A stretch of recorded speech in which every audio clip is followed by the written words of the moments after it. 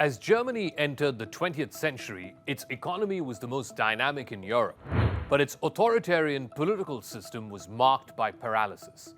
With each election, the increasingly urban electorate was returning the center-left Social Democrats in growing numbers.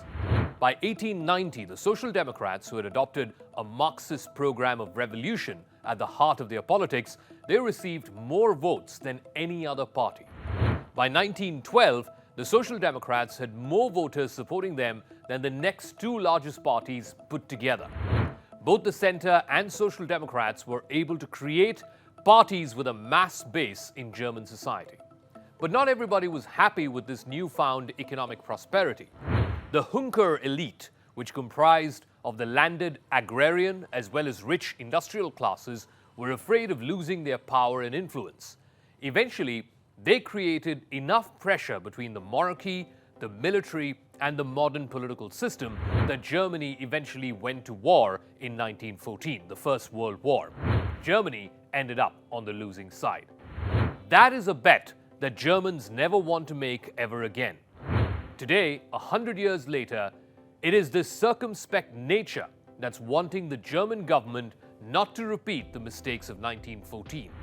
On Crux Decode, how the German government under Olaf Scholz is being very careful about getting dragged in to the Russia-Ukraine war.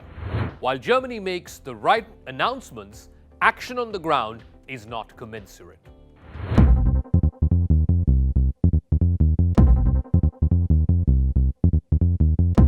German Chancellor Olaf Scholz is exasperating. For months, the narrative has been that he would prefer not to deliver any weapons at all to Ukraine, and certainly not any heavy weapons.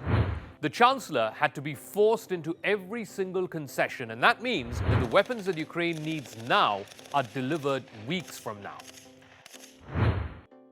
Last week, Scholz had to listen in the Bundestag, Germany's parliament, even as the opposition leader Friedrich Merz of the conservative Christian Democrats lambasted the government and called Scholz a miserable friend to Ukraine. Now, Merz said that Scholz may even be pursuing a hidden agenda, to which Scholz responded by saying, and I quote, "We are providing comprehensive assistance." That is how Scholz responded. His voice was quaking, he had a steely look on his face. He went on to say that that could also be acknowledged by the opposition. Then Scholz went on to list out everything that his government had already delivered. It's a long list, but it's mostly light weapons. 30 Gepard anti-aircraft vehicles, 7 Panzerhaubitz self-propelled howitzers. Scholz also then promised the delivery of a modern anti-aircraft system called the Iris TSLM, likely to be sent at some point this autumn. Kyiv is also to receive 4 Mars 2 multiple launch rocket systems from the German military. So far, though, not a single heavy weapon has been delivered directly to Ukraine by Germany. And even if all of these systems that have now been promised do ultimately make their way to Ukraine, the extensive amount of time that Berlin has already taken to finally send this significant help, that cannot be recuperated. So every single weapon that reaches Ukraine or has reached Ukraine earlier, it could have turned the tide in favor of Kyiv. So what's going on here? Why this classical political behavior of one step forward, 2 steps back by Berlin? Scholz and his government are clearly playing for time. Now, initially, when the war began in February, they did not believe that the Ukrainians had it in them, that they had a chance against the mighty Russian military. Therefore, Germany simply sent the bare minimum weapons required for plausible deniability. Later, it was a mixture of incompetence and perhaps even a lack of will and a desire to hide behind its European allies. Not to mention, of course, the refusal to take international leadership in such a critical moment. It seems likely that Scholz would never have delivered any weapons at all without the massive pressure that he's facing both from abroad as well as from within his own governing coalition. The Chancellor has had to be pressured in every single step. Just a couple of days before Scholz announced the planned delivery of the anti-aircraft systems, Ukrainian Foreign Minister Dmitry Kuleba had told an Italian newspaper, and I quote, "There are countries from which we're awaiting deliveries, and there are other countries for which we have grown tired of waiting. Germany belongs to the second group," unquote. Within the upper echelons of Scholz's Social Democrats, such comments are considered to be the height of impudence. As the weekly paper Welt am Sonntag reported recently, not even the light weaponry that Germany had said has already been delivered to Ukraine has gone in any significant amounts.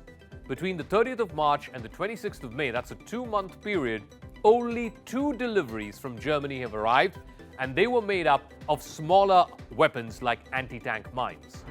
Now, according to a survey performed by Civi, half of all Germans do not believe that Scholz and his government are doing everything in their power to rapidly provide Ukraine with the weapons it needs. And this is despite the fact that Kyiv needs all the help it can get from Germany, and they need it now. Because Russia is on the advance in eastern Ukraine. With each passing day, a newer city is falling in eastern Ukraine. Military experts are beginning to wonder how long the Ukrainian military can actually continue standing up to this onslaught. For one, the BND, which is Germany's foreign intelligence agency, is estimating that Ukrainian resistance in the east could be broken in just the next 4 to 5 weeks.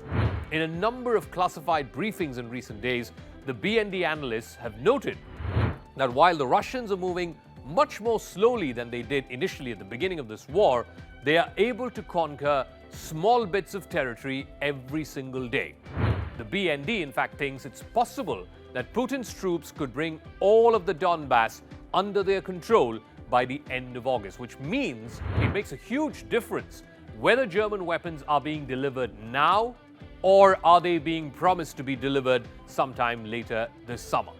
So the question before Chancellor Scholz and a reluctant German political system is this: would they rather sit on the fence on this one, at the risk of not just the future of Ukraine, but perhaps the very future of Europe at stake? The answer to that question, only Scholz knows.